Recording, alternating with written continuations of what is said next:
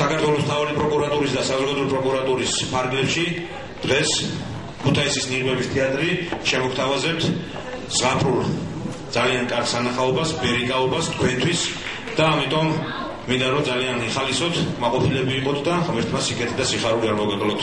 მე მინდა უღრმესი მადლობა მოუხადო მცხეთის რაიონის პროკურორს ბატონ ლევან სალიას აი ამ ღონისძიების ორგანიზებისთვის, ჩატარებისთვის და ყველანაირად ხელშეწყობისთვის, რომ თქვენ ეს ლამაზი დღე თქვენთვის კიდევ ერთი ძვირფასი დღე ეჩვენებინა. ბატონ ლევან სალი აბრძანდება, მივესალმოთ და მადლობა მოუხადოთ.